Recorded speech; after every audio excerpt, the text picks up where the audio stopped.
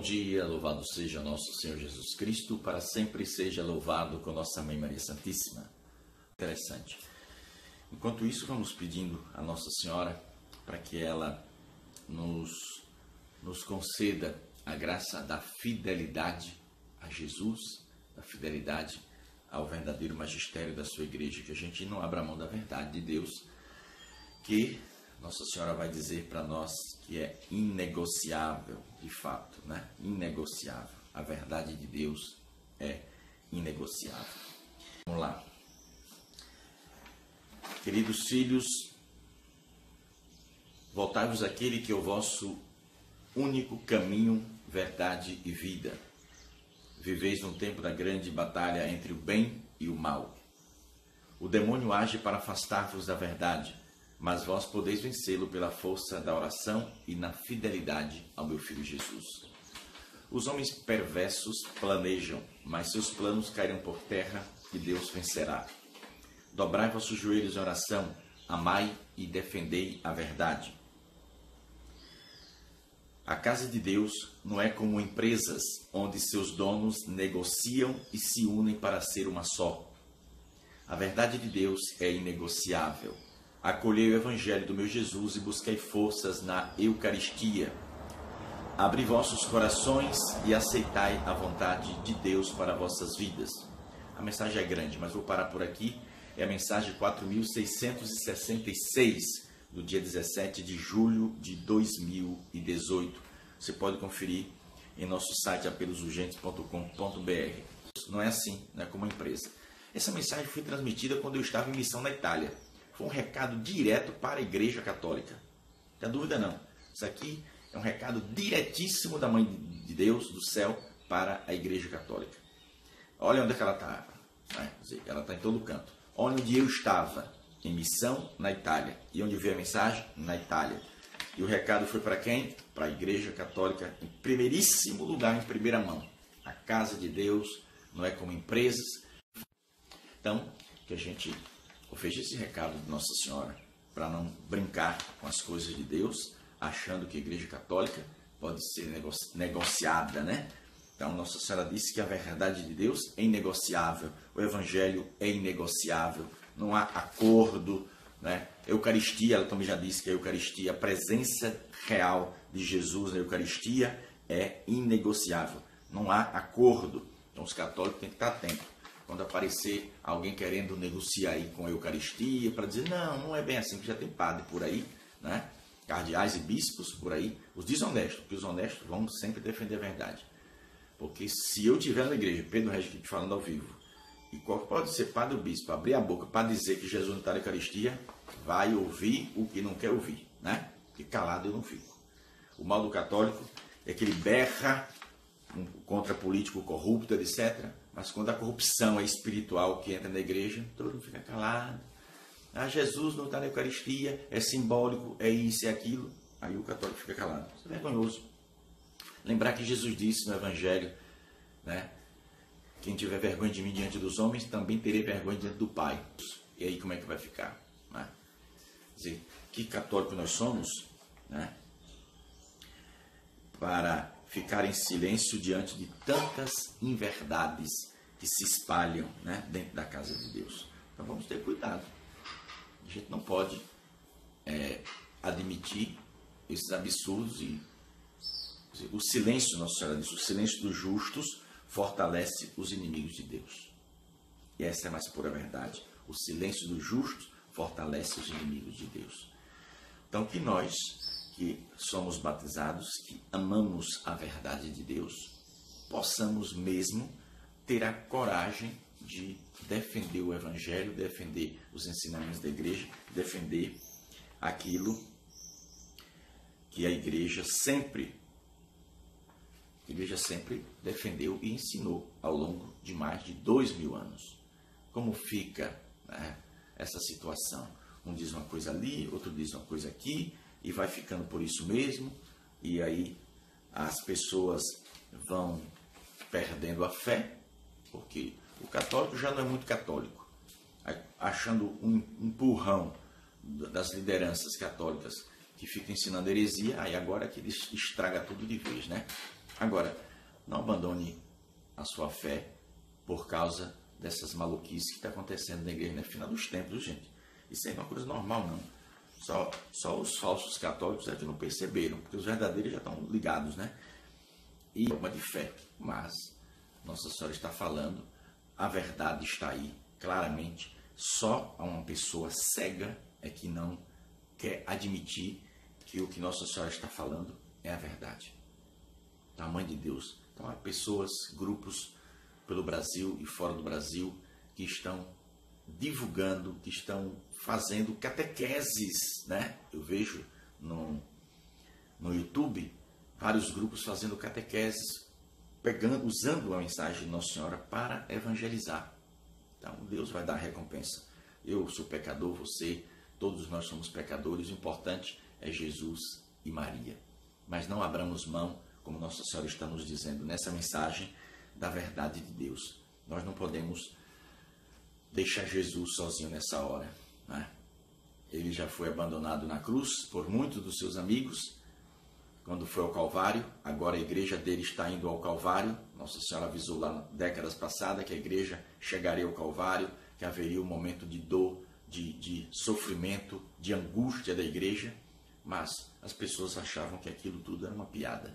E não foi uma piada, e não é uma piada, é a realidade. Então, reza pela igreja de Jesus. Não existe possibilidade de se fazer uma fusão da Igreja Católica com outras igrejas, mesmo porque a igreja adora o Deus vivo, tem a Eucaristia, tem os sacramentos, e essas seitas que os homens criaram não tem nada a ver com a Igreja Católica. De forma muito fácil, né? Ainda nessa mensagem, Nossa Senhora disse: depois de toda a dor, o Senhor enxugará vossas lágrimas e sereis vitoriosos. A gente sabe que a igreja será vitoriosa, mas Nossa Senhora disse também lá, se você puder dar uma olhada nas mensagens de 2008, viu? Mensagem de 2008, muito séria. Quer dizer, todas são sérias, mas tem umas mensagens que realmente Nossa Senhora deixou claro o que iria acontecer com a igreja. Impressionante isso. Ela explicou lá em 2008 o que iria acontecer com a igreja. Vou fazer aqui um breve resumo. Nossa Senhora falou sobre a renúncia de Bento XVI, que ele seria tirado do trono, que haveria grande confusão na casa de Deus, né? E ela disse que quando surgisse na igreja um homem com 3 nomes, haveria grande confusão na casa de Deus. Tem essa profecia também. E um homem bem vestido entrará na casa de Deus e ocupará o lugar de destaque. A ele se juntarão os inimigos e farão um grande estrago na igreja. Está tudo lá escrito, no passado, né?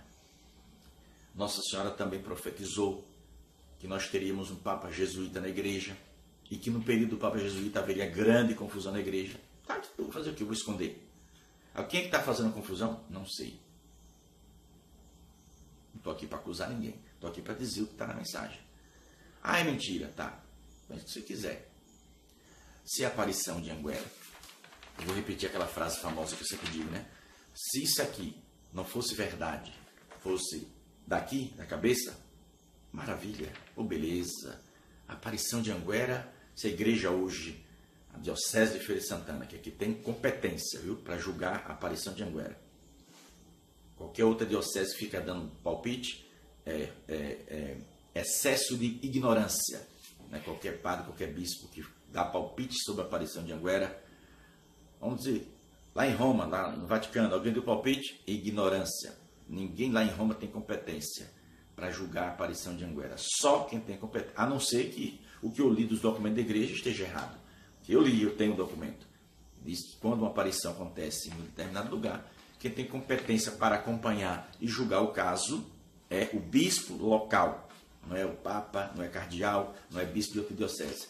Quando qualquer um de fora fala, é excesso de ignorância. Precisa estudar o documento da igreja, né? Aí eu, para não ser ignorante, eu estudo para poder chegar aqui e falar a verdade para você, entende? Então quem tem é Dom Zanoni, o arcebispo de Feira de Santana, viu? Arquidiocese. Aí ele que tem competência para chegar e dizer, olha, a aparição de Anguera é falsa, ou então não é falsa, ou é dodice da cabeça de Pedro, etc. Então se a igreja dissesse e provasse, é dodice da cabeça de Pedro, mas que beleza, que bom, Tá bom? Então nós escapamos da morte, nós escapamos das desgraças, das tragédias, escapamos da perda da fé, que está tudo anunciado aqui. Então, se é da cabeça de Pedro, não pode acontecer nada. Nada.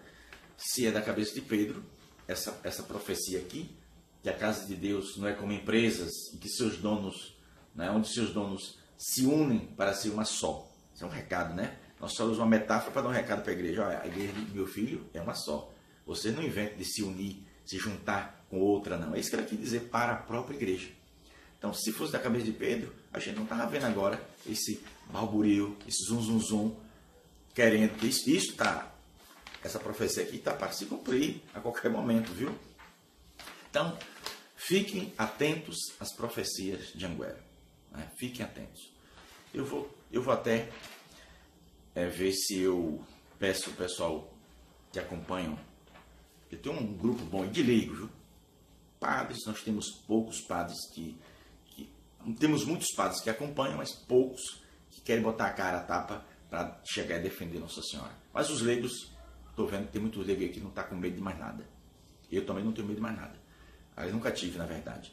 Então, eu vou pedir ajuda a alguns desses irmãos leigos para que a gente separe várias mensagens sobre a igreja para a gente colocar na área do site, né? Alguma coisa lá que chama atenção para você ler essas mensagens. É preciso ler. Se a própria igreja acompanhasse, lesse as mensagens de Anguera, muitas coisas ruins não aconteceriam na igreja. Porque tem muito mal, não todo não tem jeito de ser evitado, mas tem muita coisa que poderia ser evitada, né? Então, há profecias que Nossa Senhora pede oração para que algo não aconteça. Bom, então se a gente reza, se a igreja vai, se há arrependimento da própria igreja, que a igreja também tem que se arrepender. Quando digo igreja, eu estou falando de muitos membros da hierarquia, né, dos graúdos, né? Não é piabinha não, os graudão. Tem que se arrepender, pedir perdão a Deus. Não é ficar pedindo perdão a seita. O que a gente tem a ver com isso? Quer dizer que agora eu tenho que ficar pedindo perdão a quem não é católico? Não fiz nada contra ninguém. Quer dizer que eu tenho que ficar pedindo perdão aos gays? Eu fiz o que a gay? O gay está vivendo no pecado. Quem é gay que vive na prática do homossexualismo é pecado mortal e fim de conversa. Aí alguém vai pedir perdão aqui para quê? Não precisa. É eles que têm que pedir perdão a Deus para ser perdoado. A igreja não tem que pedir perdão a ninguém. Se a igreja tem que pedir perdão aos próprios católicos. Por estar muitos, né, ensinando um bocado de baboseira que não tem nada a ver com a doutrina católica. Aí sim. Bom, tá aí. A igreja de Cristo não é como empresas onde os donos se unem para ser uma só. A igreja de Cristo é única. E, portanto, fiquemos atentos.